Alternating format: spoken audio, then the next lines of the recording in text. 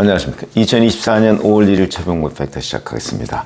친명 원외 모임 중에 더민주 전국혁신회의라는 데가 있죠. 이게 철험회보다 더 센 조직이다 하는 이유를 제가 설명을 드리려고 하고 그 정치적 효과 뭐 이런 것들을 말씀을 드리려고 합니다.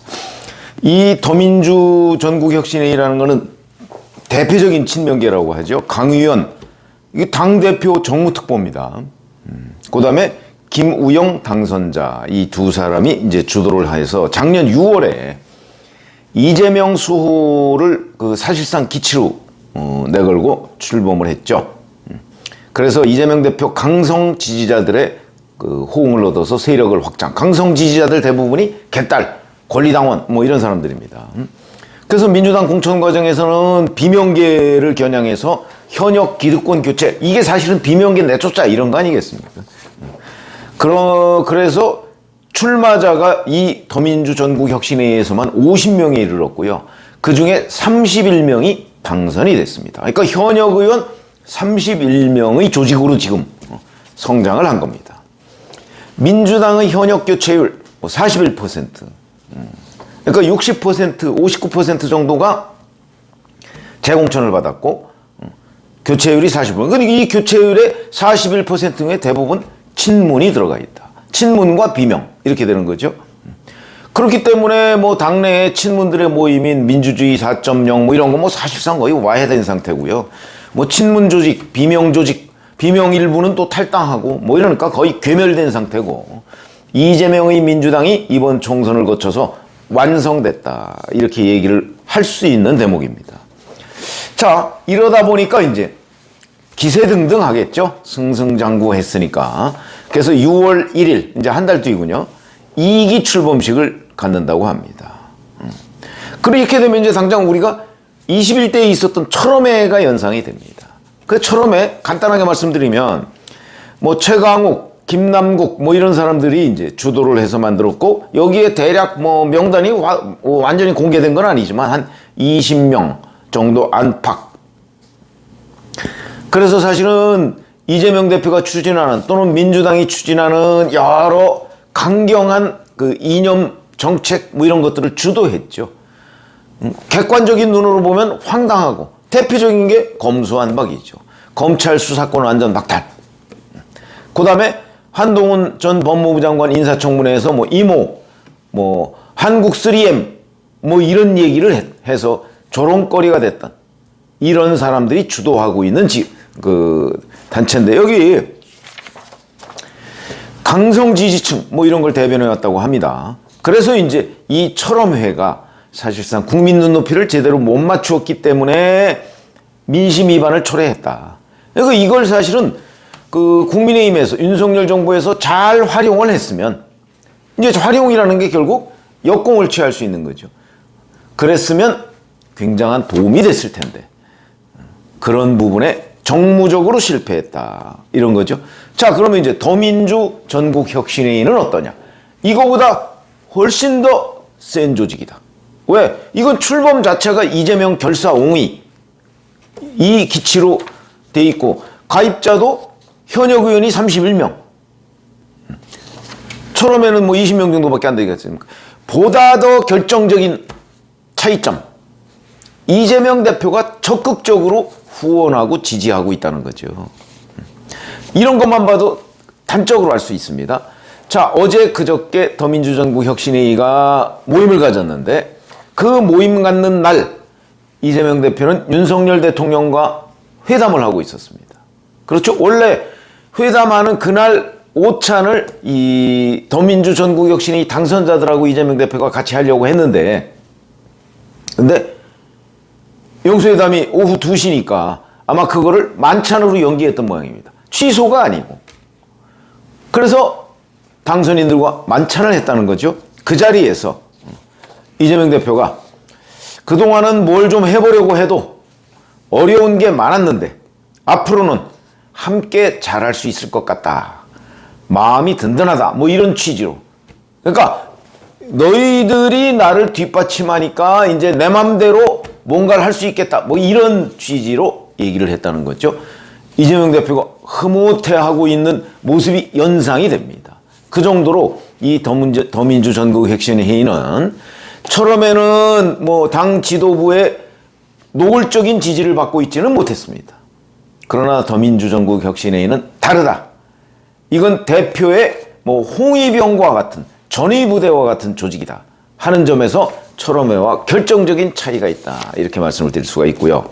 자, 이거는 또 하나 이런 것도 있습니다. 그러다 보니까 이 더민주 전국혁신회의가 배출한 당직자 이재명 대표가 결국 임명하는 거죠. 이건 뭐 한 몸이니까. 황명선 조직사무부총장, 박균택 법률위원장, 민영배 전략기획위원장, 강득구 수석사무부총장.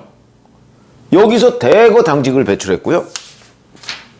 그 다음에 현역위원이 31명씩이나 있다 보니까 이제 뭐 5월 30일에 현역위원이 되는 사람들이죠. 원내대표로 출마한 박찬대 의원. 여기 와서 또 온갖 아부성 발언 다 했고요. 국회의장에 출마한 4명. 정성호, 추미애, 조정식, 우원식 이런 사람들 또 거기 가서 온갖 강성 발언을 다 쏟아내고 국회의장 중립? 그런 게 무슨 의미냐. 아무 의미 없다. 나 중립 안 지키겠다. 나를 찍어달라. 이런 식의 사실상 선거운동을 할 수밖에 없는. 그만큼 이게 민주당 내지는 이재명 대표의 의사결정을 좌지우지하는 조직이 됐다. 이러니까 철험회보다 더 세다. 이런 얘기를 할 수가 있고요. 뿐만 아니고 이런 것뿐만 아니고 대장동 변호사들도 여기 대부분 다 들어가 있습니다. 그러면 결국 앞으로 국회에서 또는 국회 밖에서 이재명 대표의 사법 리스크를 방어하는 최전선에도 바로 이 더민주 전국혁신회의가 있다. 이렇게 얘기를 할 수가 있겠죠. 이래서 철험회와 이 조직은 다르다. 철험회보다 훨씬 세다. 2배는 세다. 이렇게 얘기를 할 수가 있는 대목이고, 그러면 이거의 정치적 효과가 어떨 것인가. 물론 철험회보다도 훨씬 세기 때문에, 그리고 이재명 대표가 원내 제1당의 대표로서 이걸 적극적으로 밀고 있기 때문에 앞으로 여기서 추진하는 여러 가지가 아마 국회의 의견이 될 가능성이 대단히 높습니다. 그러면 이제 소수파 108명밖에 안 되는 국민의힘으로서는 끌려다닐 수밖에 없겠죠.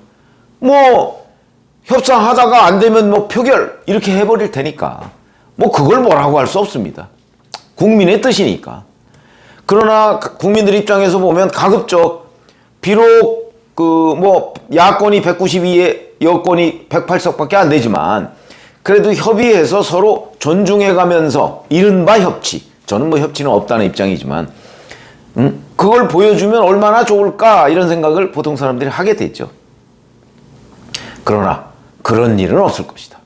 결국은 끌려가게 됩니다. 그러니까 새롭게 뽑히는 국민의힘의 원내대표 5월 3일 뽑으려고 했다가 5월 9일로 연기했다고 하더군요. 뭐 아무도 뭐 등록하는 사람이 없다고 그러는데 그것도 좀 우스운 게, 아니 오늘이 등록 마감인데 어저께 연기했습니다. 아니 오늘이라도 등록하는 사람이 있을지 어떻게 합니까? 국민의힘이 하는 일이 뭐 좀 선후가 안 맞는다. 뭐 이런 지적을 피할 수 없는 대목의 한 장면이기도 하다. 자, 어쨌든 간에 그 새로운 원내대표가 굉장히 힘들 겁니다. 보나마나 뭐 힘자랑을 계속 할 테니까 그 힘자랑에 의석수가 부족한데 뭘로 대항하겠습니까? 대항할 수 있는 방법은 국회에서 결국은 뭐 이 더민주 전국혁신회의 같은 데서 주도해서 만든 여러 가지 뭐 특검법이 됐든 뭐 특별법이 됐든 뭐가 됐든 이런 것들을 결국 헌법에 보장된 대로 대통령이 제의 요구권 뭐 이런 것들을 행사해 가면서 견제하는 그 방법 외에는 아무것도 없다. 그러니까 여당의 원내대표는 늘 밀리는 정당의 대표가 될 수밖에 없는 그런 상황이 될 거죠. 그러면 이러다 보면 이제 국민들 입장에서 보면 야, 너무 이게 차이가 많이 나게 뽑아 놓으니까 이건 국회가 너무 일방적이네. 입법 독재네. 아마 그런 생각을 하게 될 거다. 그래서 국민의힘에 약간의 아마 동정심 같은 것이 생길 가능성이 대단히 높다. 원래 정치는 그런 겁니다.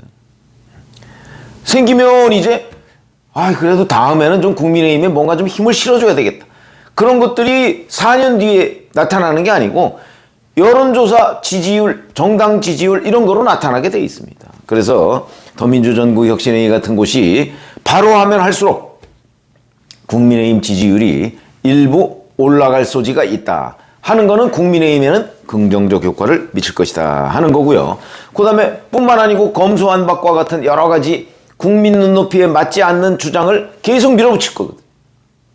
자, 그럴 경우에 이제 국민의힘으로서는 이거를 검수완박이 뭐 국민 여론에 눈높이에 맞습니까? 그거 아마 당시에 여론조사 했을 때 제 기억에는 6대4 정도로 반대가 많았던 걸로 기억합니다.